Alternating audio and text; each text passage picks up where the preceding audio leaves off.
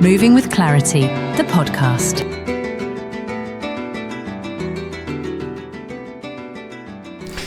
Hello, welcome to another episode of Moving with Clarity, where we give you everything that you need to know when it comes to buying and selling property. And it's great to be joined from Clarity by Clarice. How are you doing today? I'm good, thank you.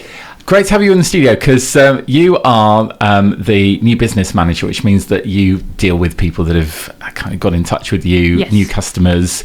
A lot of them are going to be first-time buyers, and that's what we're focusing on the podcast today, is people that have never bought a property before, and basically property buying 101, everything that you need to know when it comes to buying a house or a flat from the very beginning. And because this is what you do every day, isn't it? Yeah, definitely, yeah. Getting clients on board and them, telling them what we need from them, what to expect throughout the transaction.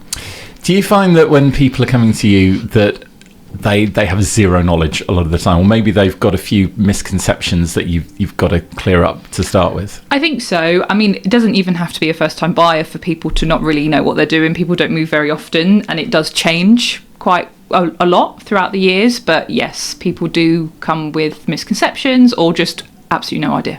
Or sometimes they're like, why is it such a palaver? Like, I could go and buy a car on Auto Trader that costs £30,000, and yet when you're buying a house, you've got all this land registries and deeds and things, and it's just suddenly a legal minefield. Yeah, the world has progressed, but conveyancing has very much been left in the past, unfortunately. So now we have obviously all these, we say it a lot, the 24 hours, you can order something online on Amazon and it will be at your front door, maybe even that day.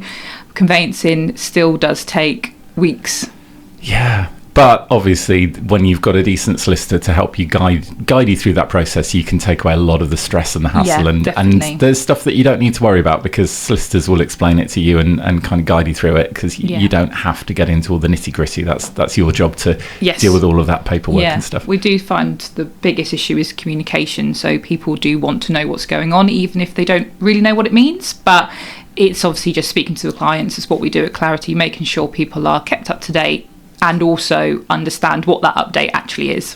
Fabulous. And you help them with all different parts of it, not just buying the house, helping them make sure that they've got the mortgage in place and they've got an agreement in principle, which is a big thing when you want to come and buy a house, to just prove that you've got the funds available, isn't it? Yeah, definitely. So it's one of the first things I'd say to clients: make sure you've got your mortgage sorted, because that is obviously really what you need. If you haven't got the money, you can't buy it. But again, we will make sure we tell clients, have you got this? Don't forget that. You know, when they're filling out a lot of our forms and our paperwork, it will guide them down that road anyway. Well, how are you buying it? Are you getting a mortgage? If you are, who's your agreement principal with? Who's your broker? Have you gone direct to the lender? So there's lots of questions that will prompt the client into that direction.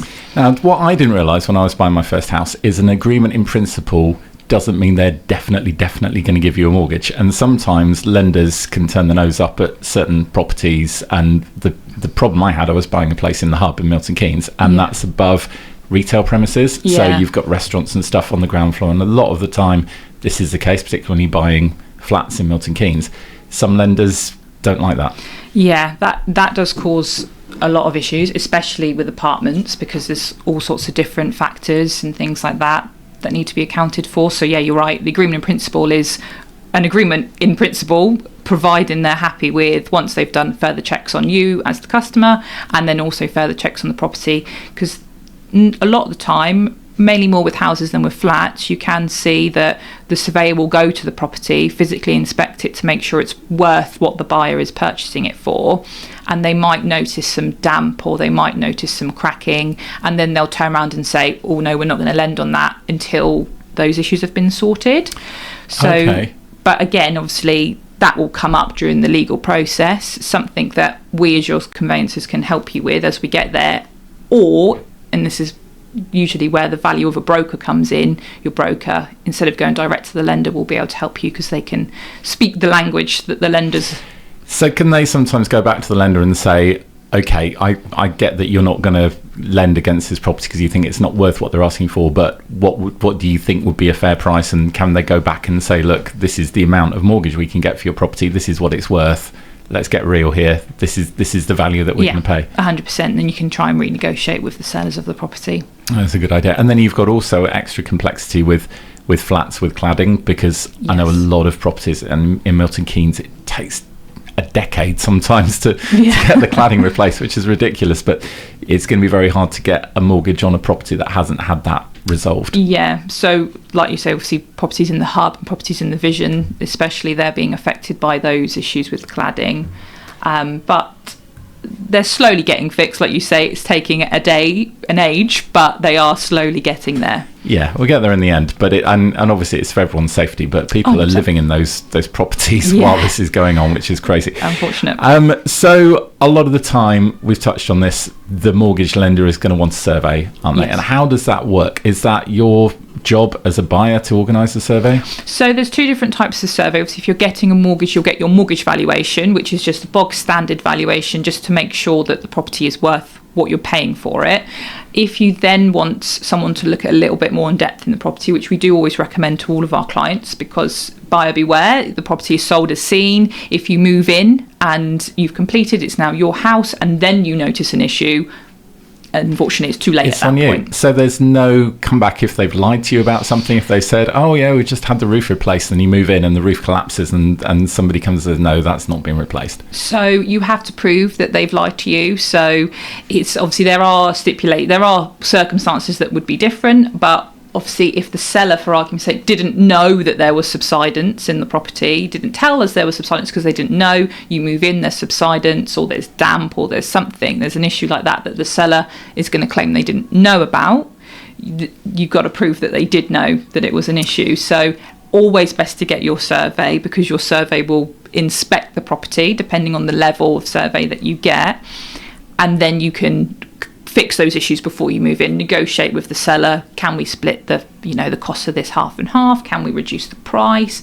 Just little things like that. Yeah, because people, when they're selling a house, they're going to want to make it look buyable, and that means papering over the cracks, sticking stuff back on with gaffer tape that's fallen off, and just making it look great. But the surveyor will, hopefully, if they're a decent surveyor, check all that stuff. But are there different degrees of survey? Can you go for a more detailed survey? Is there like a basic one so there is different levels. I don't know what kind of constitutes the different level, but yes, you can kind of get level 1, level 2, level 3 surveys, and obviously the higher the level, the more in depth the surveyor goes. But obviously when when you're walking around, you love the house, you love the location, you're walking around with your heart-shaped sunglasses on and your surveyor isn't, and they're there to tell you this, and especially as a first-time buyer, because some people love a project, but some people they want to move into the house and they want it to be perfect and just ready.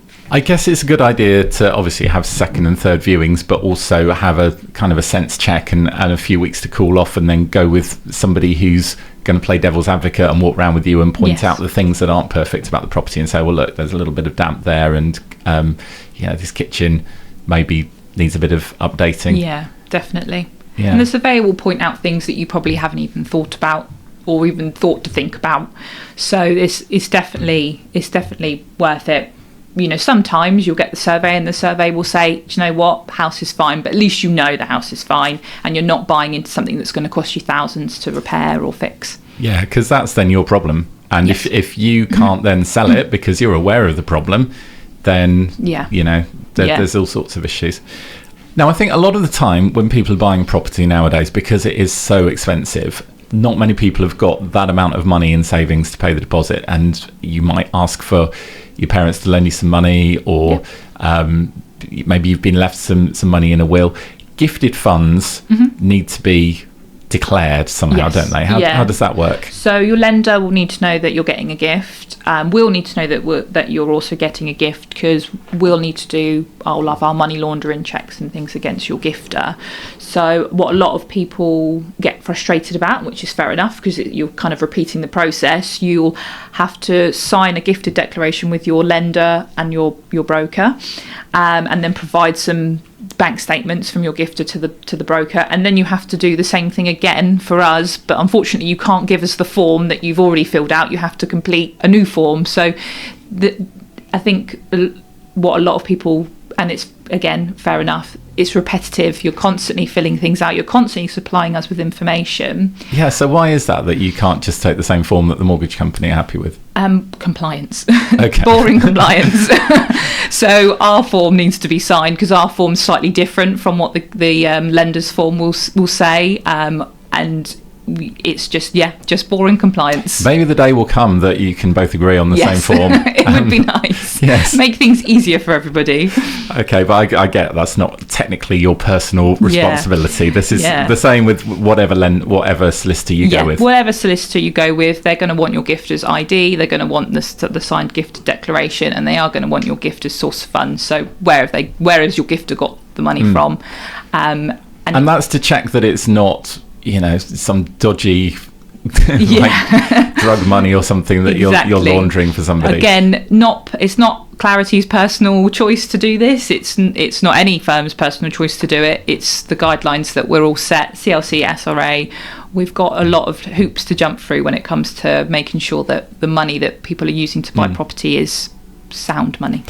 And how long does the money need to be in your bank account before you don't have to prove that? If you've got money in your bank account from sort of savings from 10, 20 years ago that was given to you by someone who's maybe died and you've got no way of proving that anymore, is there like a cut-off where it becomes yours? No cut-off, unfortunately. So we can go back as far as we need to go back. If we've got reason to go back 10, 20, 30 years, we can. And at any point, we do have to be told. There is not a 10, or if you had the money 10 years ago, don't worry about where you got it from. Unfortunately, we have to know. So if you dig up a pirate's chest of treasure and you've suddenly got all these gold coins, that's going to be problematic using that for a mortgage. Unfortunately. Yeah. I'm going to sell my metal detector right away. Okay. Now, if you're in rented accommodation, a lot of people rent houses while they're trying to get onto the ladder as a first-time buyer, get onto the housing market. You might not want to tell your landlord that you're trying to buy a house because you might think, they're going to kick me out of my rented property. What point should you give your notice in? It's a bit of a tricky one because we will always say to clients, don't hand your notice in until we've exchanged contracts, because obviously anything can happen in the transaction. Anyone can change their mind, people's circumstances can change. Now, whilst it's unlikely, and the chances are someone is going to be committed to the transaction, you just don't know what's going to happen. But obviously, typically, a rental notice can be 4 weeks, it can be 2 months, and most people don't want to pay rent and mortgage because they don't want to be doubling. They can't afford to, they don't want to. Fair enough.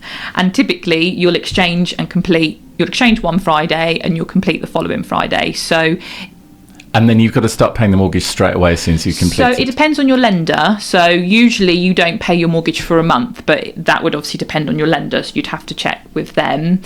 But we do say, and our best advice is, do not hand in your notice, because you don't want to make yourself homeless if for whatever reason you have to withdraw from the transaction or your seller does. But we understand that's not, in practice, that doesn't actually work when you're kind of a living person. How often, when you've got a date for exchanging, does it actually happen on that date? And what percentage of the time would you say off the top of your head? It's very 50-50. It depends how long the chain is. So if you've got quite a long chain and you've got to try and get 3, 4, 5 people and 3, 4, 5 solicitors ready at the same time on the same day to get the exchange, because the exchange has to go up the chain then come back down the chain. So all the solicitors obviously have to be involved. There are obviously times we can run out of time. Someone can be on lunch. They can go into meetings. It can be a world of different reasons as to why it doesn't happen. You must have the patience of a saint, because for me, if this was my job every time, is just chasing solicitors and trying to get people to pull the finger out and actually do stuff when you've got, especially in this kind of situation where somebody's given in their notice and they're on it really matters. You do have to, and the guys in the office will all say, you do have to water off a duck's back a lot of the time. Obviously, everyone who's moving is so stressed because they are the ones physically moving, and it's I mean, I recently moved myself, and we were trying to sell our house and buy another property at the same time, and trying to get all these different people that don't know each other and have got different ideas of how things should be done to do the same thing is very hard. And this is what you do. Yes. So you think you could just say, look, come on, guys.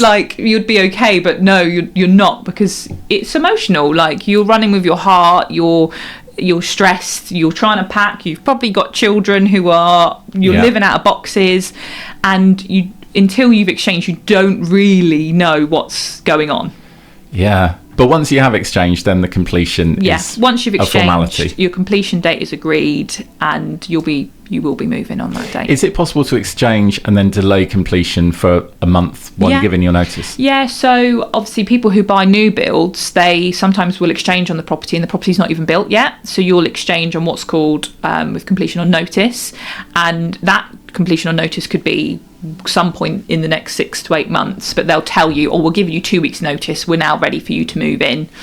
But yeah, you don't have to exchange and complete within a week. It can be 2, 3, 4, 5 weeks, however works best for everyone. Now, my experience with new builds is that this always takes longer than you think it's going to take. And sometimes, so when I bought my place in the Hub, there was 6 months of arguing about car park spaces between solicitors and builders and stuff. And it can be so frustrating. And I think just because you're buying a new build, it doesn't necessarily mean that everything is going to be a lot simpler, because you don't have that chain of people as well. No, unfortunately not. Sometimes when you've got, like you say, with big developments, there can be oversights, not necessarily errors, but oversights where maybe 2 apartments have been assigned the same parking space by accident, and obviously you want that fixed before you moved in, because your next door neighbour and you are sharing a parking space that's not very convenient. And sometimes it can be lovely and smooth because the site's all set up as it should be, it's fine, but yeah, sometimes there can be more problems in a new build than you would ever actually think. Yeah, well, it worked out it didn't work out in the end, because we just ended up saying, let's just get on with it. And we have only got 1 parking space for a 2-bedroom apartment, which I think is ridiculous, because, people have cars. More than 1 car. Yeah, even in Milton Keynes. Definitely. Okay, so instructing a solicitor sooner rather than later, at what point would you say is ideal to get the solicitors involved? And does it make a difference in what it costs if you get involved earlier?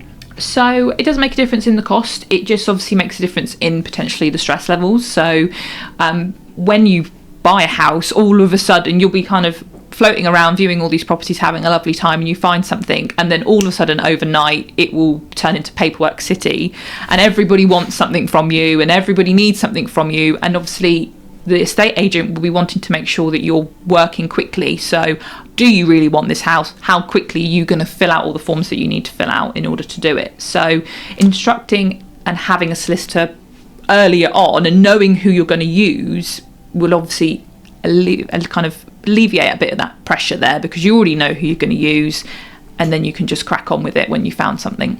So what are the questions on these forms? What could they possibly be asking? Are there some things that are going to be quite difficult to answer because you need to kind of dig out?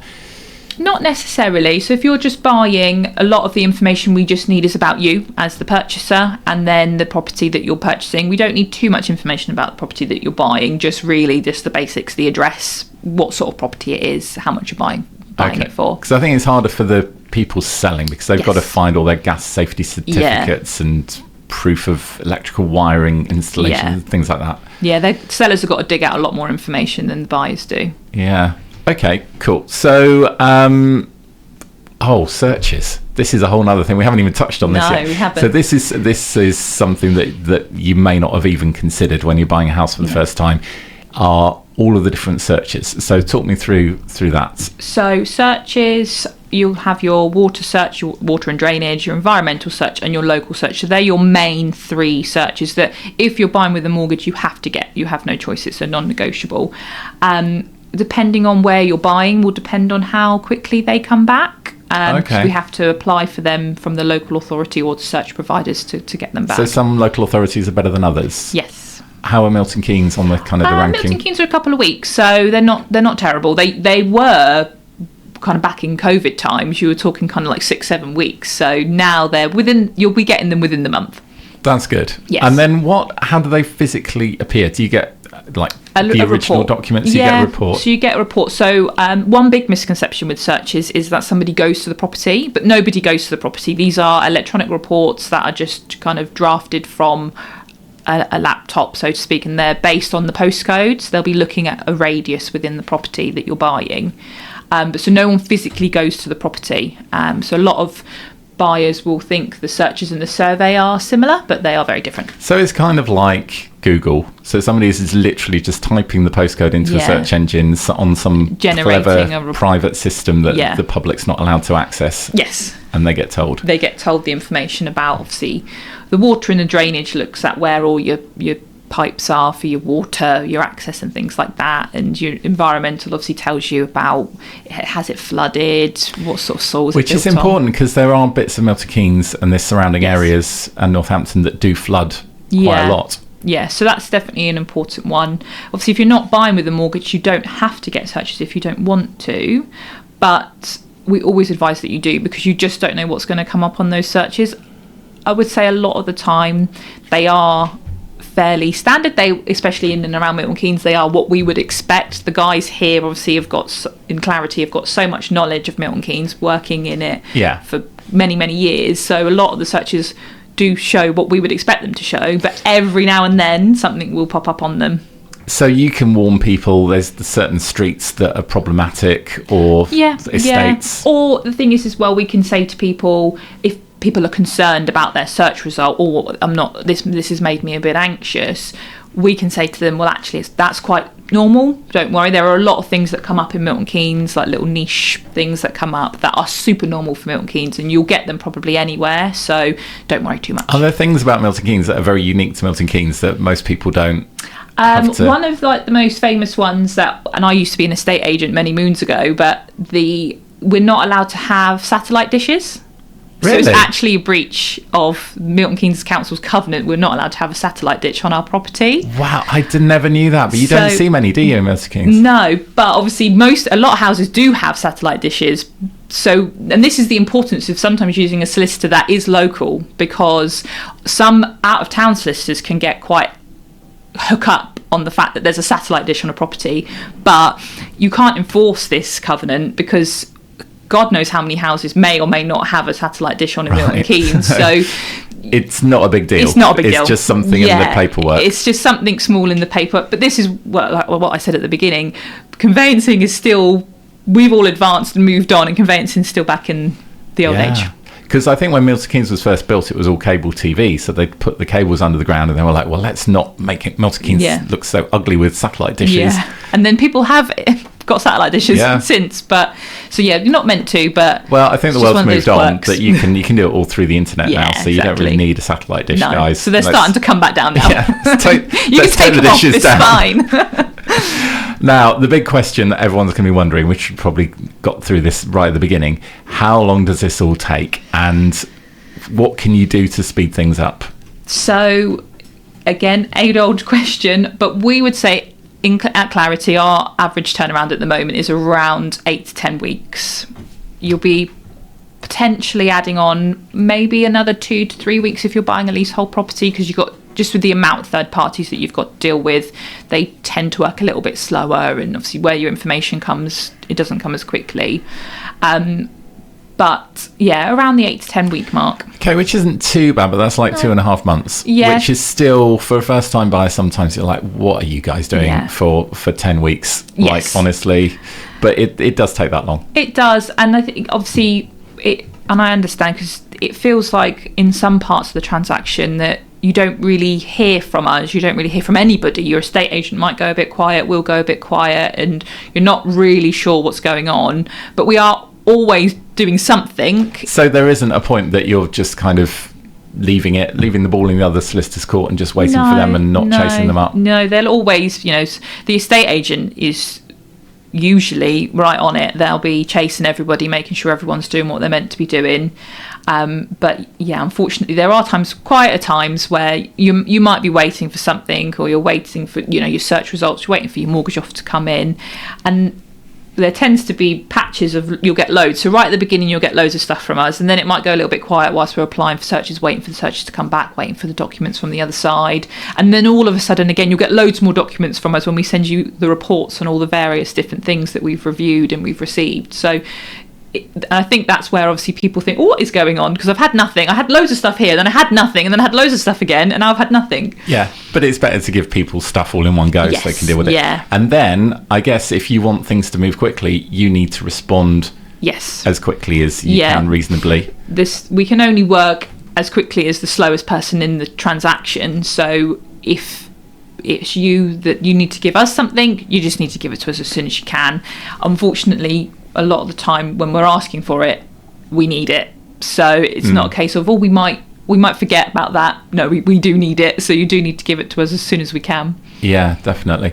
And one other quick question, because you touched on this, the difference between leasehold and freehold, if people haven't come across this. Yes, so leasehold typically would be like your flats or your shared ownership transactions. They can be houses, but with them you're dealing with management companies, ground rent, service charges, things like that. So a lot of the time these management companies will instruct their own solicitor to be part of the transaction, and they'll be providing things like the management pack and any replies to inquiries based off that information. But obviously that is what they've kind of got their own part in the transaction. So if it takes us a couple of weeks to do something, it's also going to take them a couple of weeks to do something. But obviously we have to ask them for it. They unfortunately won't be as forthcoming. They'll be waiting for us to say, oh, can we have this? They won't just give it to us. No, and I think sometimes when you're buying a flat, you don't realise that you're also committing to paying the management company every month forever. Yes. And sometimes that can be quite a lot of money. And also it can go up. It can change. Yeah, unfortunately it can. Management companies, obviously with inflation, will increase their service charges, and it's the same with obviously your ground rent, that can go up as well. Yeah, and you're responsible for paying a share of fixing lifts and things like that when they break? Anything that's obviously within your kind of shared areas, you're responsible for helping to maintain and helping to, if it breaks, you've got to contribute towards those costs to fix it. Yeah, absolutely. And what about the length of the lease? So that can obviously change depending on what sort of property. Typically in and around Milton Keynes, the leases were built with 120 years on them, typically. So obviously the shorter they get, the more of an issue that becomes. A lot of the issues that we see are driven by issues that lenders would have with properties and things like that. So whilst the lease might have 80 years on and everyone thinks, oh, that's ages, 80, that's such a long time, your lender will be like, oh, that's a bit short, we're not too sure if we're happy with that. So we might, in that sense, you might have to then start looking at getting lease extensions, and then the transaction can go on even longer. Because that can be quite expensive. What would you say is the minimum you should be looking for to have left if you're buying? Really around probably 90, 95 comfortably. Really? Wow. Yeah. Because some of them start at 99. Yeah, but they've started to make them a little bit longer when they're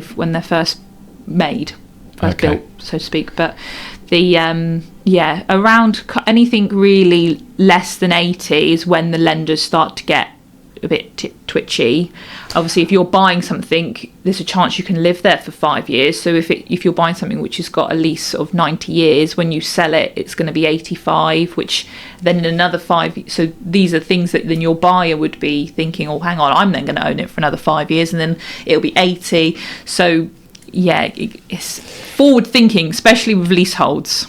So do they have to extend it if you ask them to? No. So the sellers don't have to extend the lease if they don't want to.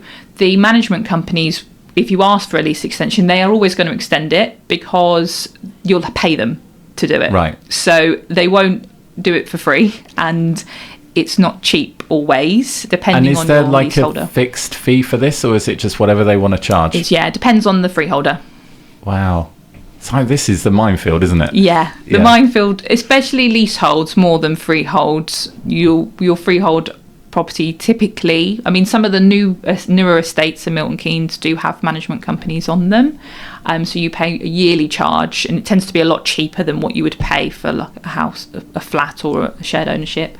But your leasehold properties definitely are more of a minefield than your freeholds. But that's where you need a good solicitor on your side, good conveyancer on your side, who's going to break it down for you. Because a lot of the terminology within leases, even new build leases, will be quite difficult to understand. It won't necessarily make sense. Yeah. But that's what your conveyancer is there for, to break it down to you and tell you this is what this means. I think the whole system doesn't make sense to me, because I just don't know who came up with this idea. I think there ridiculous. are some things, even sometimes when we'll all be looking at it thinking, am I losing my mind? Like you'll hear a lot in the office, can I have another set of eyes on this? Yeah. Because sometimes it just doesn't make sense. And I think a lot of first-time buyers are going to be looking at shared ownership. Yes. And that's where a manager, some kind of housing association or somebody, will own a percentage of your property. Yeah. And then you have to pay rent to them. Yes. While you're paying the mortgage. Yes. How does that impact the buying and the selling of properties? So they're quite, I mean, it's a really good scheme really, because they do help people get on the property ladder, and sometimes the fees can be quite affordable. So what you're paying for your rent and your mortgage, you'll also have to pay a small amount of service charge as well, but it is still quite affordable. Obviously, the whole point of them is that they are affordable housing. Yeah. So they do work. But again, they're classed as a leasehold property, so they'll delay the transaction ever so slightly. But we don't tend to see too many issues with a leasehold shared ownership. Yeah. But again, you do expect some delays. Does it affect your mortgage at all? Are some lenders happy to lend and some less keen? So it will affect it's all down really more to your affordability. So when you buy shared ownership, you'll obviously have to go through your affordability checks for your mortgage, but you'll also have to go through your affordability checks for your rent that you pay to the housing association, and both of those figures will impact each other. So when you're obviously doing your mortgage application, you have to make sure that you're getting all the rent and the service charges that you'll have to pay monthly as part of the shared ownership scheme correct, and you'll let your lender know this is what I'm going to be paying on top of what I'll be paying for the mortgage, so they can obviously factor all of that in for you. Okay, but there is always the option to increase your percentage further down the line, so you're not going to be in that situation forever. A lot of people what's called staircasing, so they'll buy extra shares. Sometimes they'll buy all of the shares in once, and sometimes they'll just buy 10-15 extra percent. But definitely good option as well, especially if you like the house, means you don't have to move. Yeah, absolutely. Well, there's so much to think about there, but thank you for going through everything with us. And if you would like to talk to an expert, then obviously Clarity, this is what you guys are experts in, is just give us a call, making everything simple, making the processes as easy as possible for buyers, and just get in touch, and somebody like Clarice will walk you through the process. Definitely. Brilliant. Well, thank you for your time today on the podcast. If you have any questions, then get in touch. All the contact details are on the podcast. See you next time. Cheers.